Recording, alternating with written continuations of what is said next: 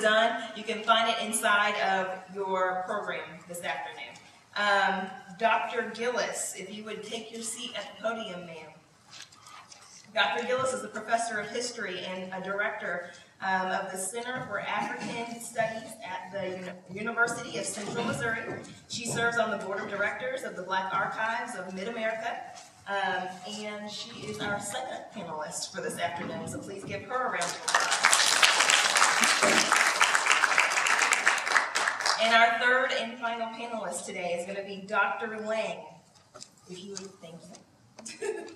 Dr. Lang is an associate professor of African and African American Studies at the University of Kansas and a former Langston Hughes visiting professor. And if you would welcome Mr. Dr. Lang.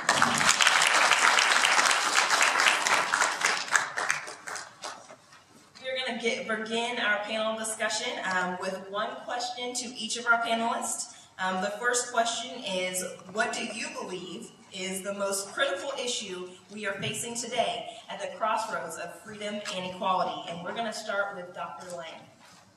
Okay. Can everyone hear me? Can you hear me? Can you hear me now? Yeah. Okay, all right. That's the million-dollar question. I thought a little bit about that. And I'll say this, and I'll keep it brief and elaborate if I need to. But I would say that first of all, this is a very phenomenal moment of African American history, I would argue. This year marks the 150th anniversary of the Emancipation Proclamation, the 50th anniversary of the March on Washington for Jobs and Freedom, which is where Martin Luther King Jr. gave his famous I Have a Dream speech. And of course, 2013 marks the beginning of the second Obama administration. Right? So this is a very, very phenomenal moment. But I would also argue that this is also a very contradictory moment for African Americans. What do I mean by that? I mean that if we think about the 150th anniversary of the Emancipation Proclamation, that comes at the exact same moment that we have more African Americans in prison than who were in slavery in 1850. It means that even though this is the 50th anniversary of the March on Washington for Jobs and Justice, this anniversary occurs at the exact same moment where black unemployment is what, nearly twice that of the national average, and I'm sorry I had to sort of write some of this stuff down because you have to see it to believe it, where 40% of black children in 2010, nearly 40% were in poverty, where black household wealth has plummeted 53%, right? It's the exact same time that we're commemorating the March on Washington for Jobs and Freedom. The beginning of the second Obama administration.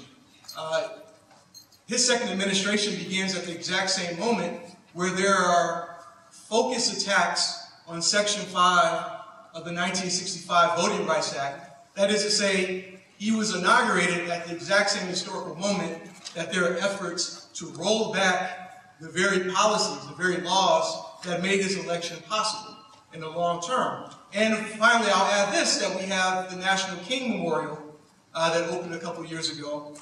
But yet, it happens at a moment where actually fewer people are learning civil rights history, and in fact, U.S. history overall. So we have this contradiction where we've reached these pinnacles, but at the exact same moment, there are these continuing challenges that black people, and by extension, the U.S. populace face. And so how do we resolve that, where we celebrate and commemorate, but also recognize that, that the work is not done, that in fact, not only does a fight for full citizenship for black people continue, but that if we're not vigilant, if we're not engaged, if we just simply commemorate, that in fact many of those gains can be rolled back and indeed eliminated altogether. So for me, that's the contradiction. That's sort of the key thing. How do we take African American history? How do we take this very pregnant, very phenomenal moment and use that as a launching site for continuing African Americans' quest for sovereignty, for self-determination, and citizenship? Thank you. Dr. Gillis, same question. Would you like me to repeat it? Please.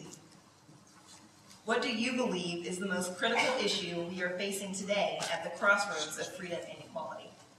Well, I think my colleague here, Dr. Lane, has really laid out for us those contradictions. And I would like to emphasize further that I think if you look at one critical issue, the one that stands out for me is the economics.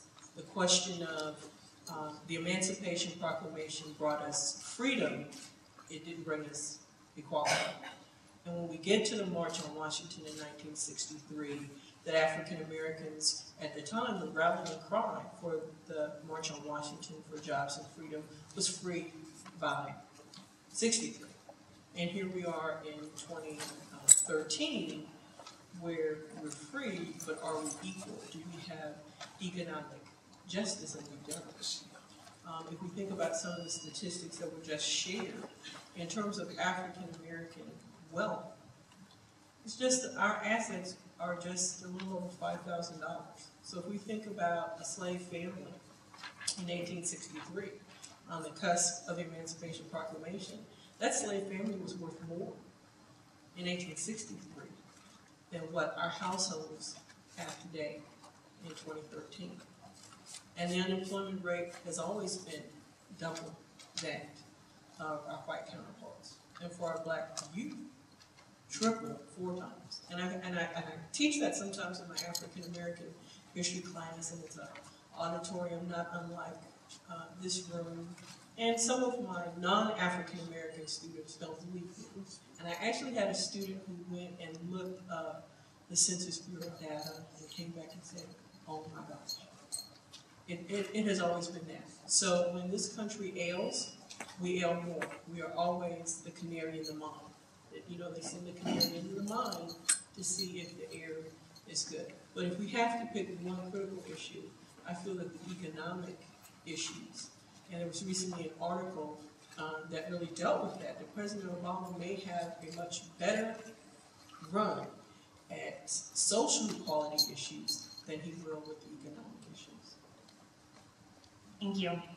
Dr. Gibson, would you like me to repeat the question? No, I'm fine. I think, like my colleagues have already mentioned, economics is really one of the main focal points when you look specifically at the African American community. I'm reminded when I took a group of students down to Birmingham, Alabama, at Kelly Park, there was a plaque that was stated reconciliation and revolution, or I'm sorry, a place of revolution and reconciliation. And I really had to think about that. You know, what does that mean? And I'm still trying to wrap my mind around that particular phrase. But when you look at economics and equality, social justice, as my colleagues have mentioned, the wealth that was generated as a result of slavery. And understand, before this nation was born, chattel slavery was. Let me say that again. Before this nation was born, chattel slavery existed.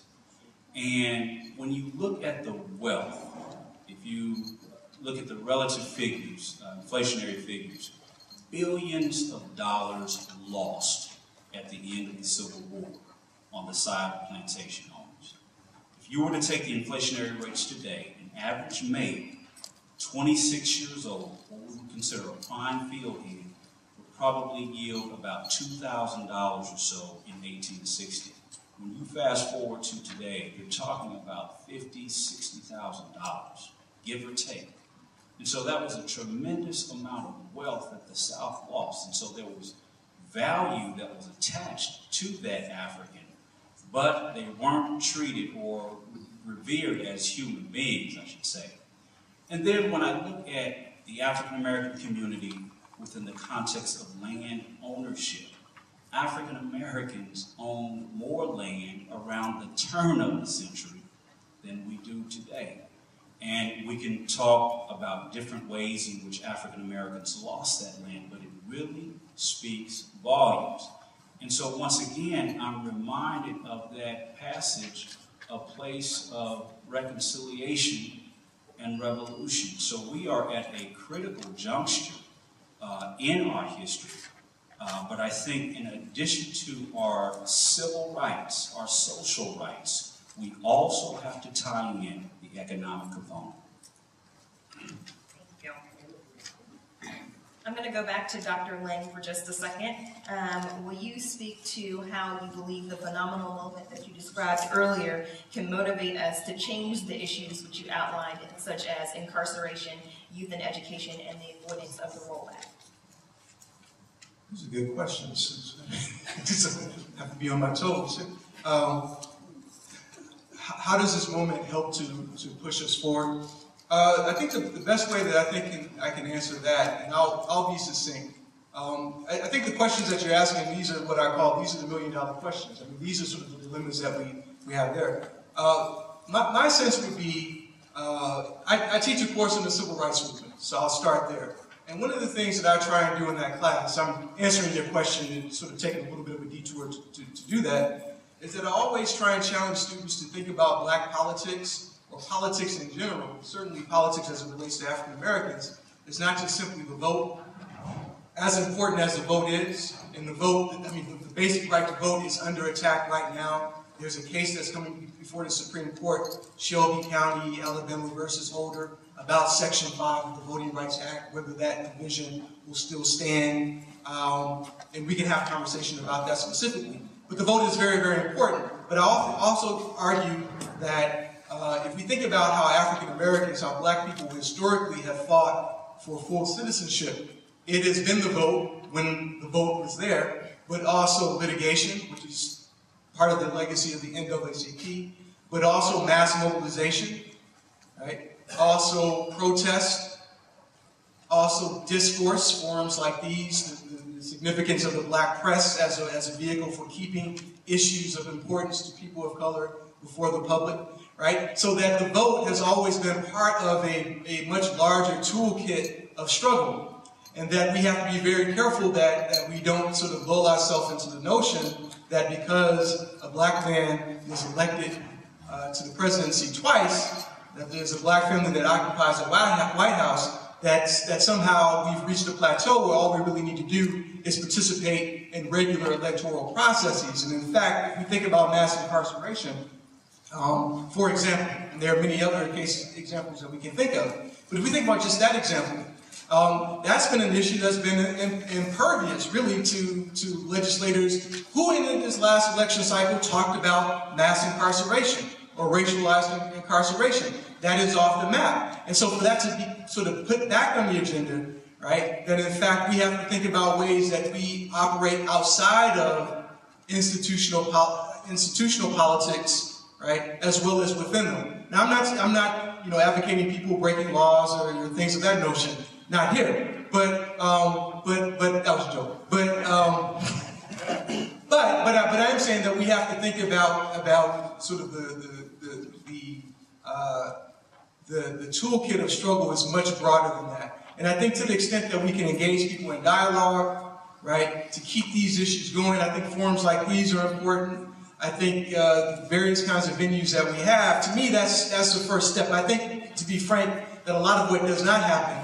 Right? If we think about how in the period since the 1960s, and we've had kind of a decline in a number of black institutions that void the community, that those spaces where black people can come together and to debate and to talk about where to move forward, we don't quite have those kind of spaces. And so I think that maybe a very basic thing is that we figure out how do we rebuild those venues for people to come together, for people to debate the issues of the day. Places like this, organizations, barbershops, beauty salons. I've had some serious political struggle in barbershops. I mean, you can get into some really good conversations. I don't know if that answers your question. I hope I'm not sort of sliding around it. But I think the point is that I think a very basic thing that we can do and that we need is a lot more conversation and discourse. What's happening, what's coming before the Supreme Court should be on everyone's lips. Right? We should be having conversations about this wherever we find ourselves, in a grocery store, what have you. We really need to pay attention to this. Because a lot of avenues of basic citizenship are being closed off, or at least the threat is there, certainly. Thank you. Just so that you know, there is a membership table for the Kansas City Missouri branch of the NAACP right outside if you're ready to engage in some of this conversation. We're going to go to Dr. Lang. In addition, sorry, go ahead. You just came. I'm sorry, Dr. Gibson. Thank you. In addition to the voting rights being under attack now, there's been a lot of attention placed on the citizenship clause as well as birthrights. Can you explain a little bit about this topic and why this is important to us today? You know, with everything that's happened since 2008, I tried to just kind of sit back and take some of this in, but I'm often reminded of different periods in history. We all have heard of the birther movement. When in history has any U.S. president had to prove who he was? Well, it reminds me of the antebellum period.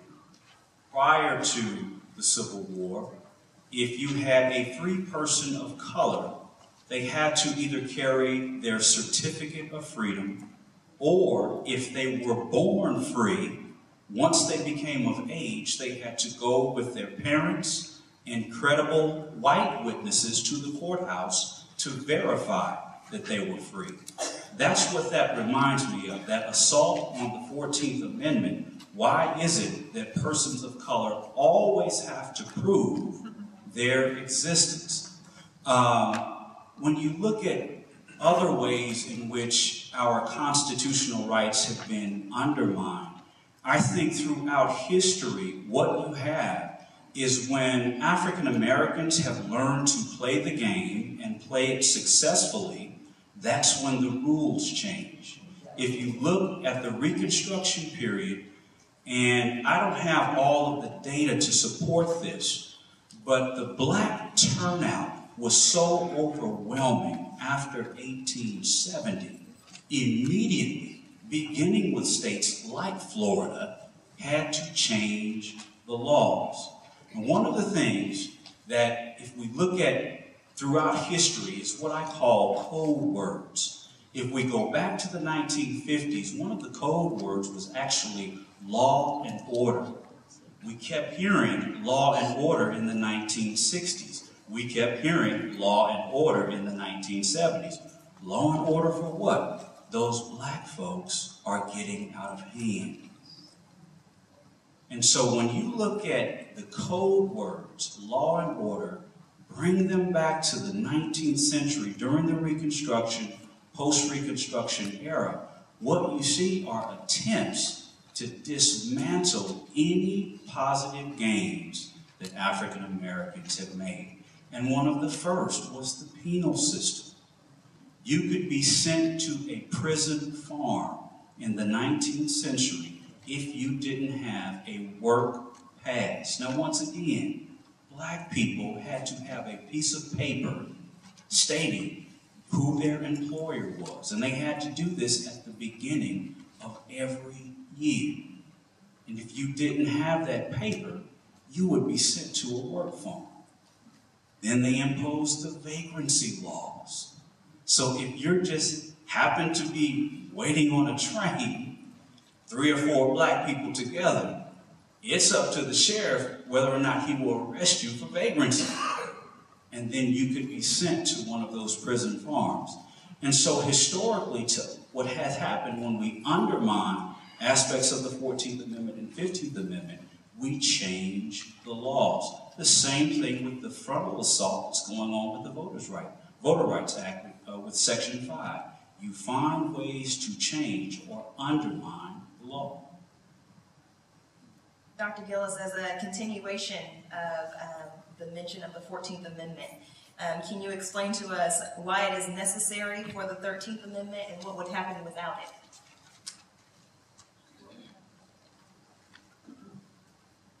Before I answer that, I did want to piggyback on a couple of things that my colleague has shared, because it still goes back to the economics in terms of those work permits, because what it did is it undermined the newly freed slaves' ability to negotiate work contracts. So they could not withhold their labor in order to get the best possible conditions for themselves or their family, because the minute that they are out of work, that would take place.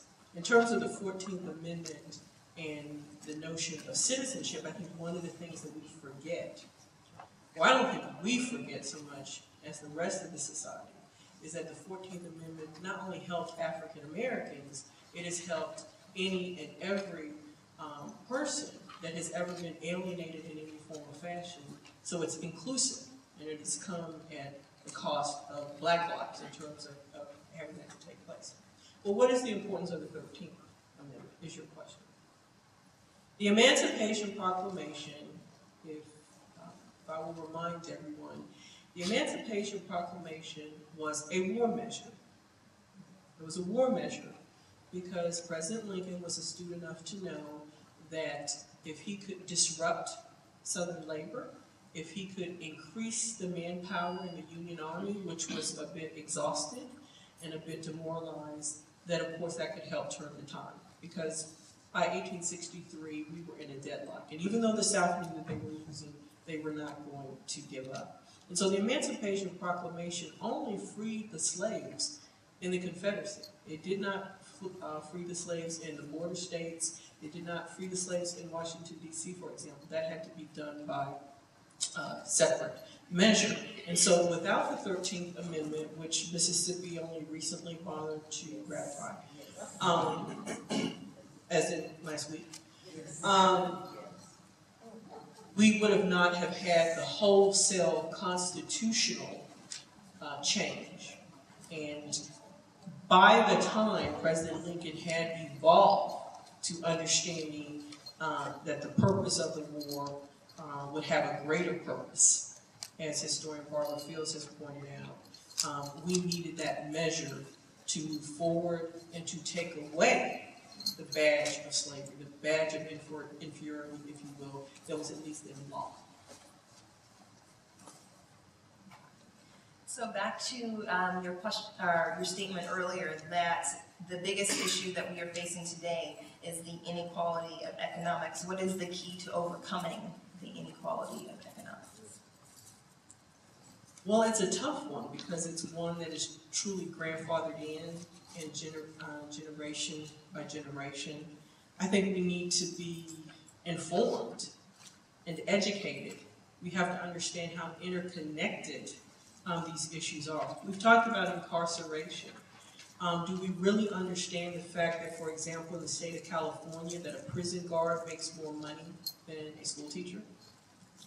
Do we understand that we spend more money to incarcerate an individual to the tune of around $25,000 to $28,000, but we're only spending for maybe $8,000 a year to educate our children? So understanding where we put our money, where do we invest that money? My colleague talked about our historical organizations, but I think alongside that we have to look at the types of coalitions that our historical organizations had and look toward organizing across color and class lines with our Latino brothers and sisters, with other groups, because our labor concerns, our work concerns are the same, and we need to mobilize. And we also have to look forward in terms of technology, in terms of where the future, instead of being a step behind, we need to be a step ahead. And that was one thing. We had the corner on the market in skilled labor. And that was something that Booker T. Washington knew we had at that particular time. So we need to be ahead of that and work smarter in that part. Yep. Mr. Gibson, Dr. Gillis was just referring to several other members of the minority. Can you talk to me about, there have been a lot of critics that say that the 14th Amendment is solely about those who were currently enslaved, and it was focused on freeing them and restoring their rights. What truth is there to that, or what untruth? Well, if you look at the 14th Amendment, and I'll just kind of paraphrase, all persons born or naturalized, period. Now, we can go into another debate about how, due process was extended to corporations during the labor wars, but I think the 14th Amendment is actually, a settled issue. All persons born or naturalized. But I think, too, within the context of today's groups, there's also another group that is very important at the same time period. 5 Southern tribes owned slaves, and their slaves were not freed until 1866 because Native Americans were considered what? Tribal or sovereign nations, and so they had to have treaties. And then after 1866, like with the Choctaw, you have people of African descent living in Indian territory that have no citizenship. So even the 14th Amendment doesn't apply to them. It's not until the 1880s when you start to see the Native American groups enroll some of these people of African descent. And so when we fast forward to today and look at all of our minority groups, who's a citizen, what's the real interpretation of citizenship, I like to leave the Constitution where it is. All persons born or naturalized. And if I could add one other thing about economics and having cooperation with other ethnic groups, other peoples, especially disenfranchised peoples, it's important to understand the context of American history. The first 2 groups of people to really rise up and protest because of their economic plight were who? Indentured servants and slaves. And we have to look at Bacon's rebellion on how Nathaniel Bacon, I won't go into the whole history of that, but how this man was able to galvanize the masses of people, black slaves, white indentured servants, to lead a revolt against the aristocracy during the colonial period. That caused so much panic and fear that they had to create laws to keep black people in their place. We're probably one of the most legislated groups of people in this country. Does that legislation speak to the loss of land that you were speaking of earlier? The loss of, well, in part, you have to look at state and county laws when you talk about land ownership. And when you have corruption within local governments, when it's time to pay taxes for your land, you can pay taxes, but whether or not it will be recorded, it could be as simple as that. You've lost your land without the stroke of the pen. You also had, especially around the 1930s and 1940s in parts of Texas, Oklahoma, Louisiana, during the oil booms, you had many oil companies to come in. They would negotiate settlements, but the contracts in many cases were so long. Once you signed, you were signing over not only your mineral rights, but in some cases you may have been signing over your title to the land. And then the other sad part about that, and I say it's sad because this happened in my family. Land purchased in the 1890s, as time goes on, families migrate to different parts of the United States. It's left under the care of 1 or 2 people. They're elderly, they pass away, their children may not have a vested interest in the land, and it's gone. It's gone. That's going to conclude those type of questions. I'm going to leave each of you with one question to answer. And if there are any questions from the audience, we are going to take those at this time, so that we can move into our special presentation. The final question for each of you is, if you had to give our group here today one issue that they should be keeping track of, what is it and why? And I'm going to start with Dr. Gillis.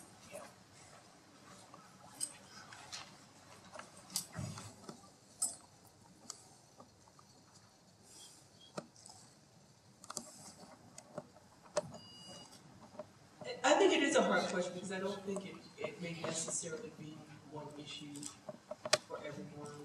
I think the issues that we've talked about today in terms of incarceration, in terms of economic justice, education, and the vote and legislative initiatives, I think those four are really things that we really have a lot to say about. So for me, as an educator, it's about being educated and making sure that your family's educated. My family, just like Lyle's, a Virginia family. My great-grandfather lived till he was 106 and passed in the 1990s.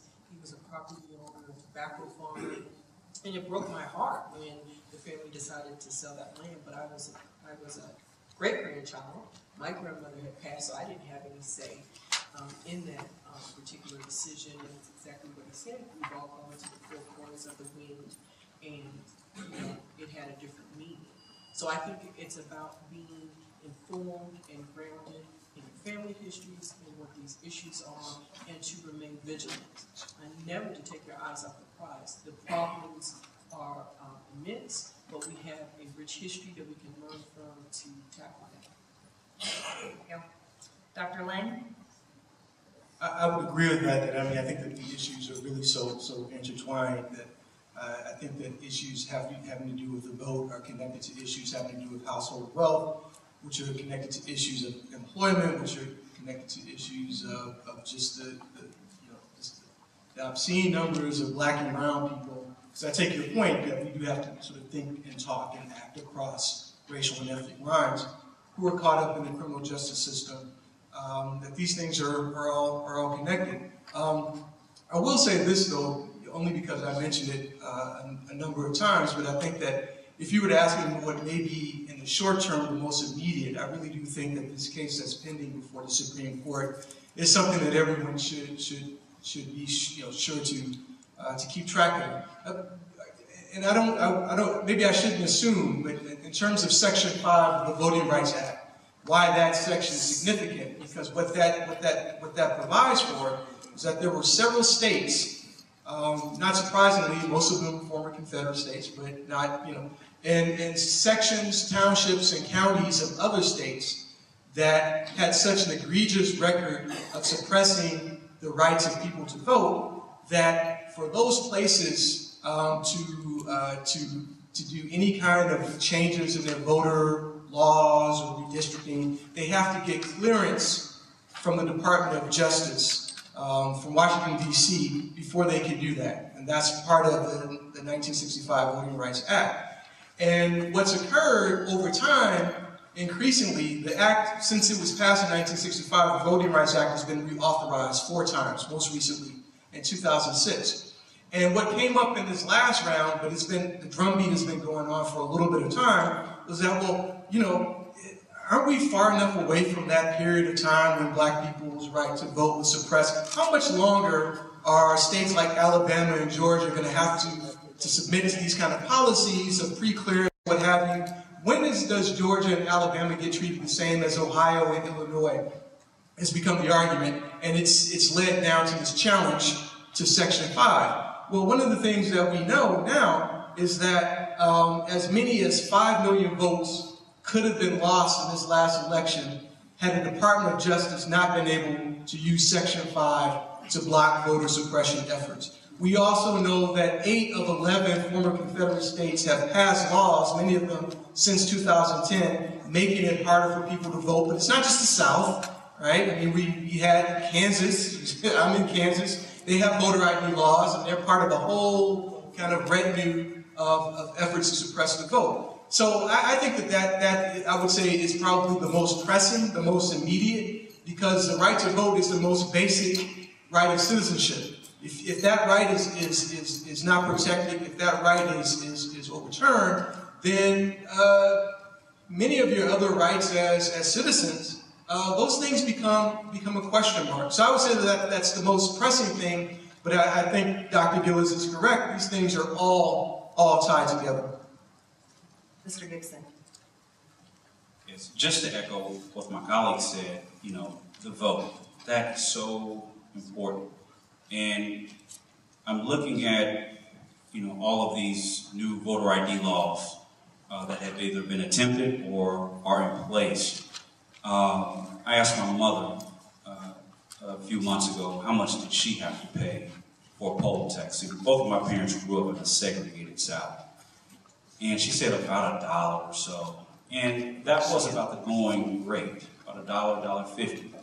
If you count for inflationary rates today, that's about $11, maybe $12. What does a Missouri state ID cost? About $11 or $12. I'm not trying to say a Missouri state ID is a poll tax. But I think you all understand that for... Yes, it is. Yes, it is. But especially for our seniors who have stopped driving, you know, that's an extra burden on them just to participate. But I also think education is important. It saddens me sometimes to look at the literacy rates of our children. As an educator, it saddens me sometimes when I have to grade that first paper. We have to do more to educate our children.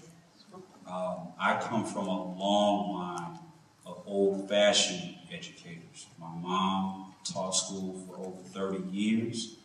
My dad's great-grandfather was an educator. He was born a slave in 1860. And the interesting thing about him is he learned to read and write, and he was so good at math, as my grandaunt once explained, that not only was he the secretary for the colored school, he was also secretary for the white schools.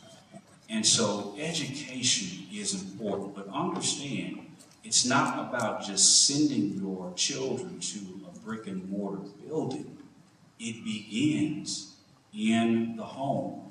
Education is not necessarily relegated to reading, math, sciences. It begins with the older generation passing on the stories of the struggle that they went through as children and as young adults. So education begins at home. That's one of the things that I would like to